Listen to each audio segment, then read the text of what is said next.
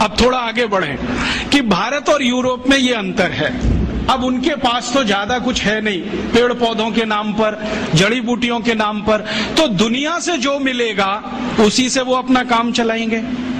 हमारे पास चूंकि सब कुछ है, इसलिए हमें दुनिया में कहीं जाने की जरूरत नहीं पड़ेगी। इसलिए भारत के जितने महान लोग हुए, जिनके नाम आप सब सुनते हैं, जैसे एक बड़े महर्षि हुए भरद्वाज, जिनको इस देश में आयुर्वेद के सबसे बड़े ज्ञाता के रूप में जाना जाता है, या बड़े एक महर्षि हुए चरक, एक थे सुश्रुत, जमदग्नि, काश्यप, ये सब लोग तो आज के नहीं हैं, कुछ तो हजारों साल के हैं, कुछ लाखों साल के।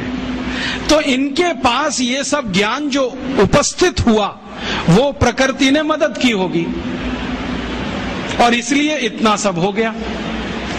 अब वहां पर यूरोप में तो ये कुछ है नहीं, तो वहां किस तरह की चिकित्सा आई होगी, एक उदाहरण देता हूं। ये जो आधुनिक चिकित्सा है, मॉडर्न मेडिसिनल सिस्टम, जिसका पर्यायवाची इस समय है एलोपैथी, इस एलोपैथी का जनक माना जाता है एक ग्रीक व्यक्ति हिप्पोक्रेटिस।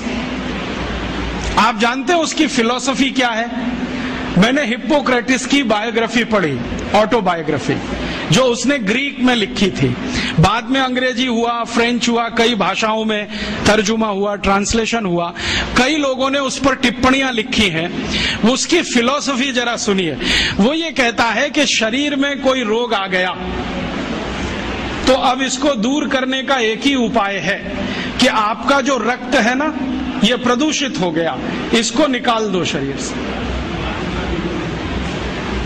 इसको निकाल दो। इसके अलावा कुछ और मालूम ही नहीं उसको कि कुछ कर सकते हैं क्या।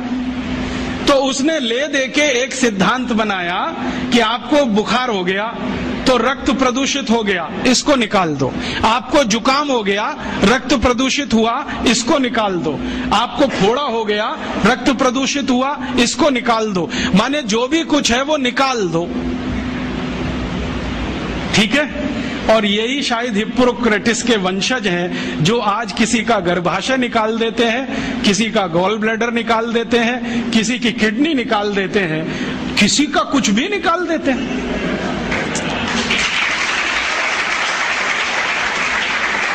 और निकालने के पहले हमको कन्विंस करते हैं, देखो ये तो बेकार है, इसमें अब रखा क्या है। अगर गर्भाशय बेकारी होता तो भगवान ने क्यों दिया? गॉल ब्लैडर बेकारी होता तो ईश्वर ने क्यों दे दिया? किडनी बेकारी है तो ये क्यों है हमारे शरीर में? अगर सब कुछ ही बेकार है तो ये शरीर को ही काट काट के फेंक दो, इसको रखने की क्या जरूरत है? ये सब हिप्पोक्रेटिस के पुत्र हैं, उसी को अपना वंशज मानते हैं। हिप्पोक्रेटिस क्या कहता था?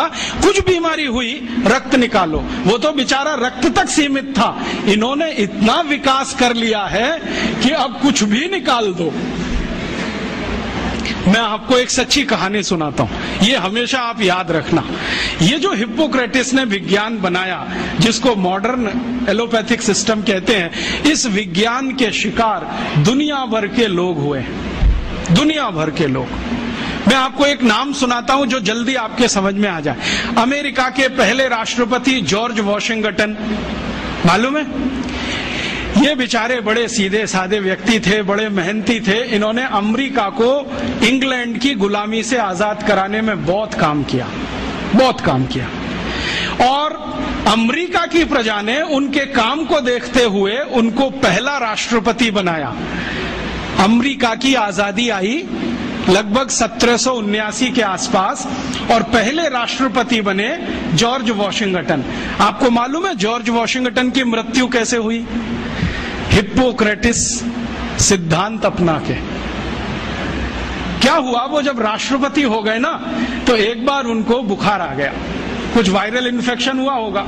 तो वो तो हिप्पोक्रेटिस के पक्के चेले थे, उन्होंने कहा अरे मेरे गुरु ने कहा है कि रक्त प्रदूषित हो गया। तो अब बुलाया उन्होंने एक डॉक्टर को, कहा कि मेरे शरीर से दूषित रक्त निकालो।